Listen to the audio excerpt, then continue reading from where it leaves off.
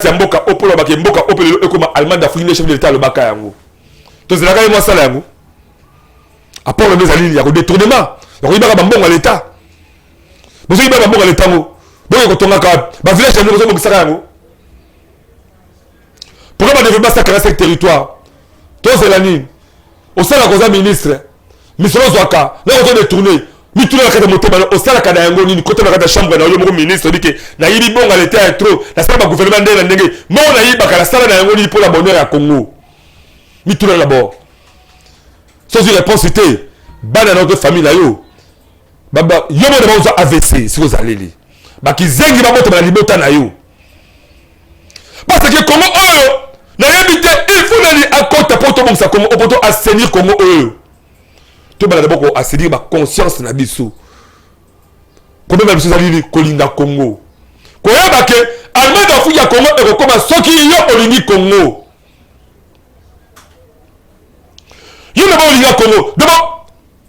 ah passe dans mawa un député provincial ya Congo central la Congo ya nani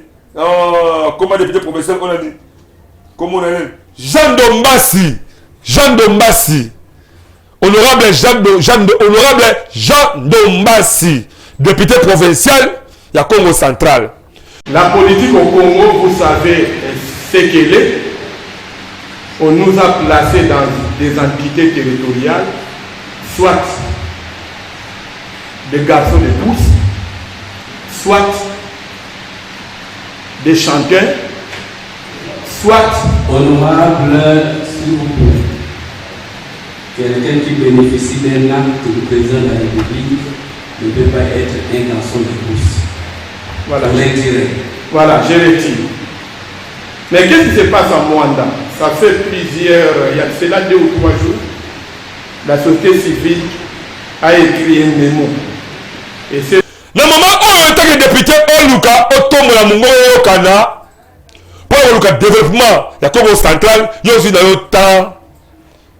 il y a comme Misaka Malouba, ma bête contre le chef de l'État. Manque à respect.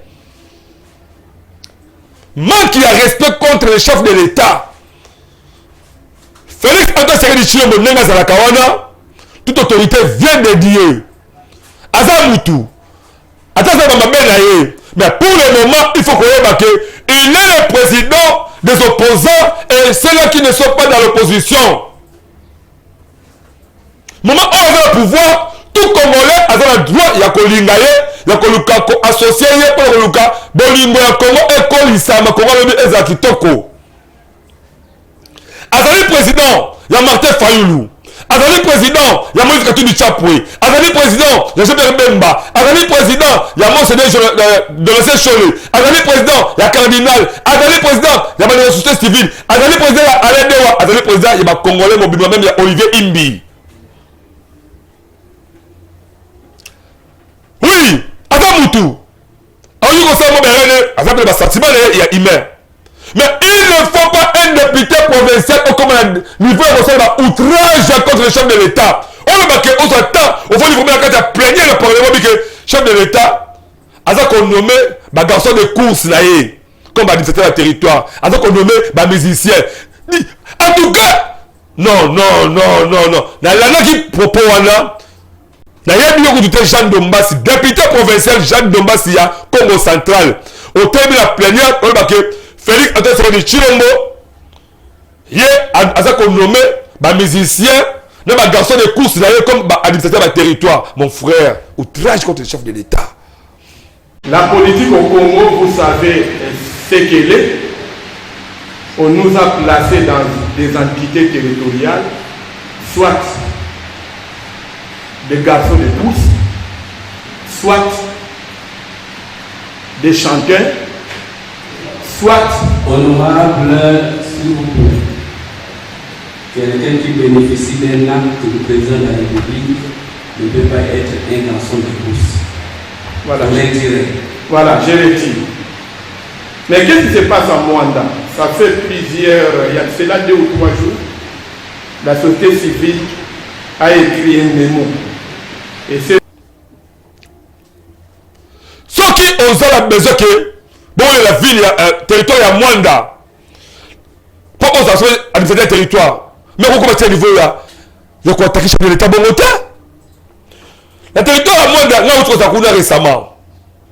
la côté qui administrateur dans Zanali maman Amina Panda la ça que pas tant que sur la naïe parce que les trop pressé vous avez troisième fois que la Mwanda maman Amina Panda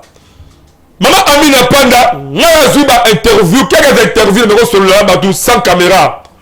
alors parce que partout étant journaliste c'est la côte à la terrain dans le canal comment est-ce que territoire on est exact autant vous appuyez que tout ça le problème il y a développement local à 145 territoires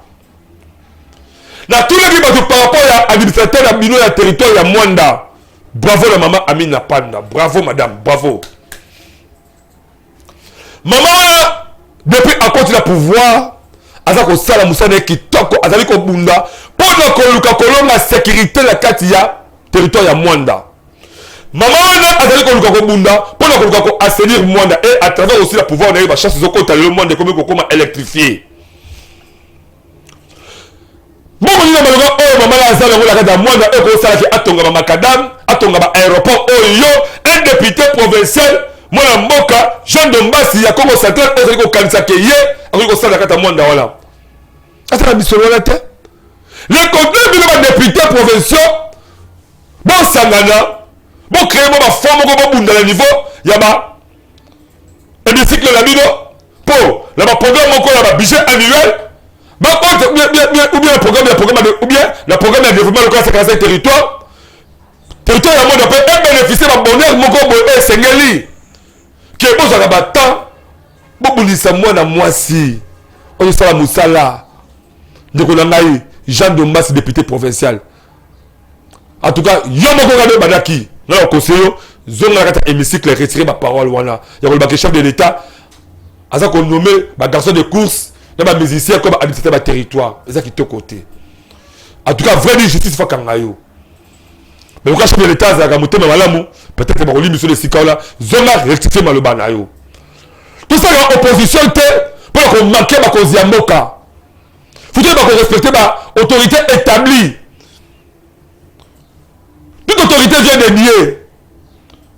Félix Tshisekedi Tshilombo akolongwaka na ye na pouvoir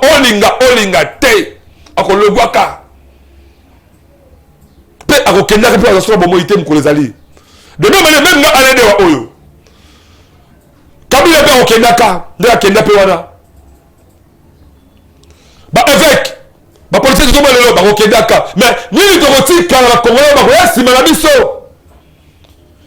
moi moko fait Tshisekedi Tshilombo azala devoir que le moment où azala pouvoir il faut aluka a créer ba avancée positive et que permettre que le monsieur a pouvoir te muta koya akuta di moi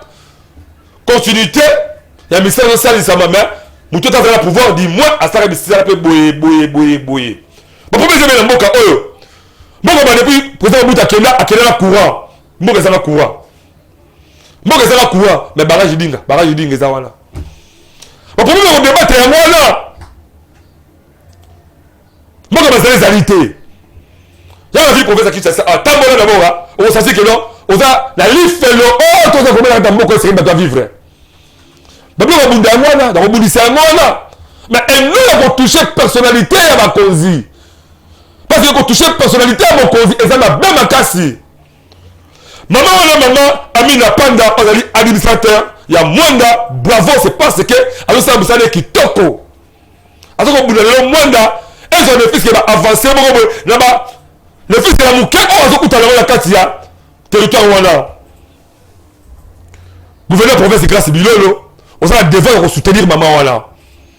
il y a bien gouverneur la province grâce Bilolo la province de Congo Central, on a le devoir de soutenir maman Amina Panda, la territoire de Mwanda, parce que les journalistes qui ont été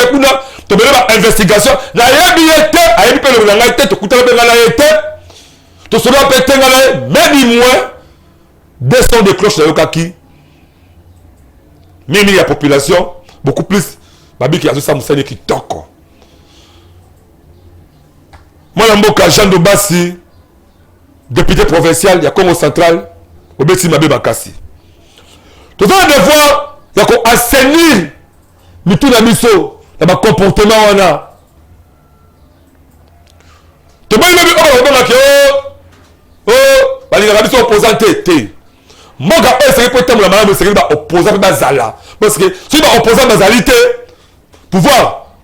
a comme c'est le là ministre de l'état là le quoi li pa ba chama mo félé le quoi quoi ngala dendon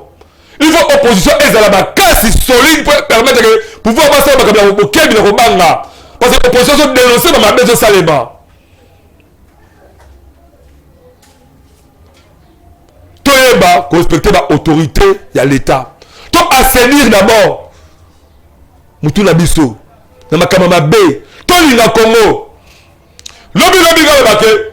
moi mo ko fait atteindre chembo à côté le ba ko ba ke la makaki tabu 5 pamba bon conseiller parce que belé bozali wana on a pas ba apport moko ko permettre que moi mboka fait tirer du chembo akumbela basolo ki toko bozala ko osala ba jalelo ko kumisa ye misu bozali wana ko critiquer kaka na ndenge mabe mais même apport pese makanisi on dit que c'est que tamisa malamu te pour ça peine de ko sambusa on va pesier pouvoir talisa yo za député provincial on peut se permettre ya mama Amina Panda administrateur d'Abino ya Monda vous êtes député provincial pour se payer là voilà maman la monnaie en tout cas c'est que l'état de sa malamu te apport on a le même élément il calisi boye il est capable qui toko il est capable qui toko tout ce qui va comportement là il va que oh sali sur l'état justice al bien de là yo ba ko kanga yo o sa boloko donc c'est toujours ma sœur Biso là et tel peut que la sous c'est émission la Biso beaucoup toujours avec comme Italie ko assainir vu province à Kinshasa na bon soto to ebake tant que toujours ba bon soto na nzela